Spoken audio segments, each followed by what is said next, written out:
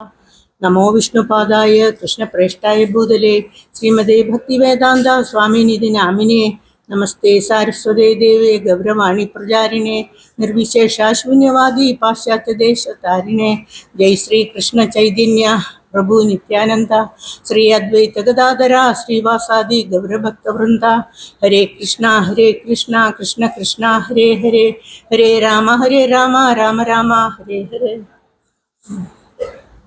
नमो विष्णुपादाय कृष्णप्रेष्ठाय भूतले श्रीमते राधानाथ स्वामी।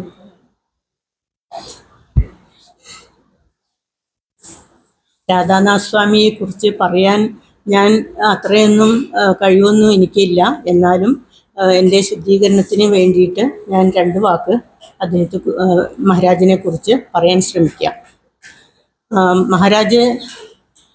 മഹാരാജിനെ കുറിച്ച് പറയുകയാണെങ്കിൽ അദ്ദേഹത്തിന് ഒരുപാട് ക്വാളിറ്റീസ് ഉണ്ട്. അതായത് ഒരുപാട് ഗുണങ്ങളുടെ ഒരു സാഗരം അല്ലെങ്കിൽ ഭണ്ഡാരം തന്നെയാണ് അദ്ദേഹം. അതായത് അതിൽ ആദ്യം വരുന്നത് ഹ്യൂമിലിറ്റി, കമ്പാഷൻ, എംപതി, ഡെഡിക്കേഷൻ, ഇതൊക്കെ ഒരുപാട് ഗുണങ്ങൾ അദ്ദേഹത്തിൻ്റെ ദയ, ഇതെല്ലാം ഉള്ളതാണ്. അപ്പോൾ ഞാൻ രാധാനാഥ് മഹാരാജിനെ ആദ്യമായിട്ട് കാണുന്നത് 2000-ലാണ്. 2000-ൽ ചൗപ്പാത്തി ബോംബെയിൽ പോയപ്പോൾ അനിത്യയുടെ മകൻ്റെ കല്യാണം ഉണ്ടായിരുന്നു. മഹാരാജാണ് അത് നടത്തി തന്നത്.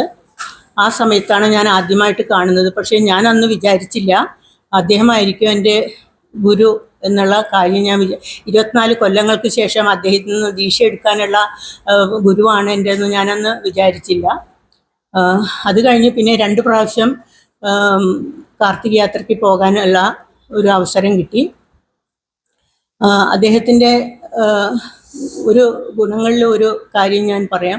ഒരു ദിവസം അദ്ദേഹത്തിൻ്റെ ഒരു ഡിസൈപ്പിൾ അദ്ദേഹത്തിനോട് ചോദിച്ചു, മഹാരാജ്, ഞങ്ങൾ എങ്ങനെയാണ് മഹാരാജിനെ സന്തോഷിപ്പിക്കുക അല്ലെങ്കിൽ തൃപ്തിപ്പെടുത്തുക എന്ന് ചോദിച്ചു. എങ്ങനെ സെർവ് ചെയ്യണം, എങ്ങനെ സേവനം ചെയ്യണം എന്നുള്ള കാര്യം ചോദിച്ചു. അപ്പോൾ അദ്ദേഹം പറഞ്ഞു, അത് വളരെ സിമ്പിളല്ലേ, ഒന്നും ചെയ്യാനില്ല. നിങ്ങൾ ആത്മാർത്ഥമായിട്ട് 16 മാലകൾ ജപിക്കുക, 4 റെഗുലേറ്റീവ് പ്രിൻസിപ്പിൾസ് പാലിക്കുക സിൻസിയറായിട്ട്. അതേസമയം തന്നെ 10 നാമപരാധങ്ങൾ ഒഴിവാക്കി നാമം ജപിക്കുക. ഇത്രയും ചെയ്താൽ ഞാൻ വളരെ ഹാപ്പിയാണ്, സിമ്പിളാണ് ഈ കാര്യങ്ങൾ ചെയ്യാൻ എന്നുള്ളത് പറഞ്ഞു. പിന്നെ മഹാരാജിൻ്റെ വേറൊരു ക്വാളിറ്റി ഞാൻ കണ്ടിട്ടത് പറയുന്നത് സാക്രിഫൈസ്. അതായത് മഹാരാജിനെ ഒരിക്കൽ ഇതുപോലെ 1980 മറ്റോ ആണെന്ന് തോന്നുന്നു, മലേറിയ വന്നിരുന്നു. ഞാൻ ഇത് അറിയുന്ന പോയിന്റ് വൃന്ദാവൻ ദാസ് എന്ന് പറയുന്ന അദ്ദേഹത്തിൻ്റെ കൂടെയുള്ള ഒരാളുടെ പുസ്തകം സമർപ്പണം എന്ന് പറയുന്ന ബുക്കിൽ നിന്ന് വായിച്ച കാര്യമാണ് പറയുന്നത്.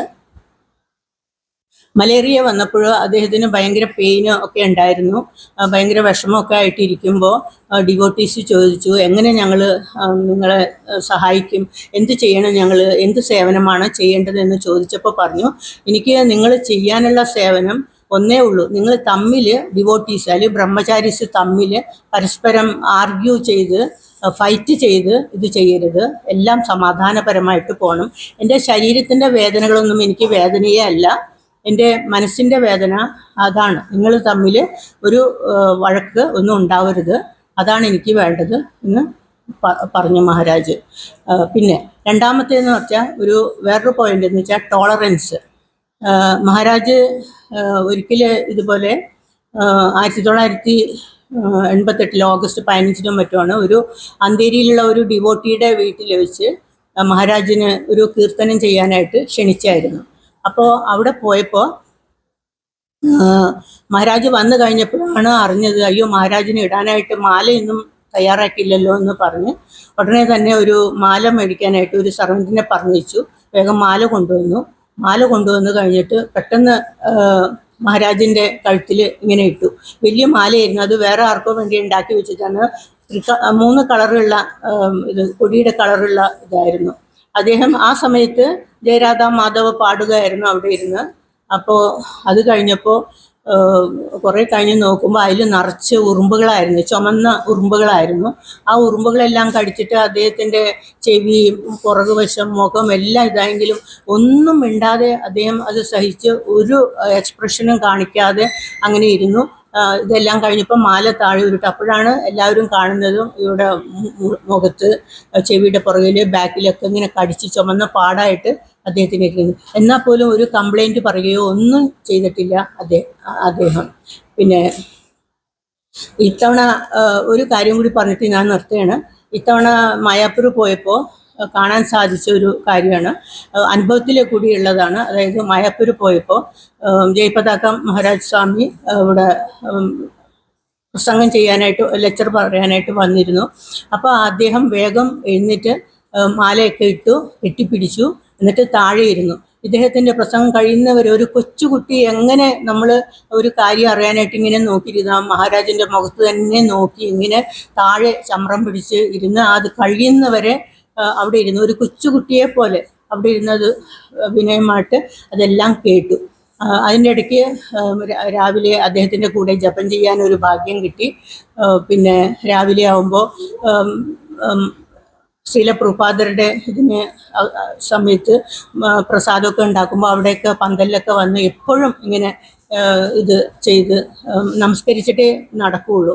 ഭയങ്കര വിനയമാണ്. ആ ചിരി കണ്ടാൽ തന്നെ നമ്മൾ ഈ നേരത്തെ പറഞ്ഞ പോലെ നമ്മൾ ഒന്നുകൂടി നോക്കിപ്പോകും. അദ്ദേഹത്തിൻ്റെ ഇത് മനസ്സിൽ നിന്ന് മായൂല്ല ആ രൂപം. അതേപോലെ ഒരു ദിവസം ഇങ്ങനെ മഹാരാജ് നടന്നു വരികയായിരുന്നു. അപ്പോൾ നടന്നു വരുമ്പോൾ എല്ലാവരെയും നോക്കി കൈകൂപ്പിട്ട് ഇങ്ങനെ ചിരിക്കും. എല്ലാവരോടും ഒരേപോലെ സമഭാവനയാണ്. ഏത് പ്രശ്നങ്ങൾ ചോദിച്ചാലും അതിനെല്ലാം സോൾവ് ചെയ്യാനുള്ള ഒരു കപ്പാസിറ്റി, ഒരു കഴിവ്, ഒരു എല്ലാം ഉണ്ട്. ഗൃഹസ്ഥന്മാർക്കുള്ള നല്ല ക്ലാസ്സുകൾ എല്ലാം അദ്ദേഹം എടുക്കും. അദ്ദേഹത്തിന് എപ്പോഴും പറയുന്ന ഒരു മഹാമൂലമന്ത്രമുണ്ട്.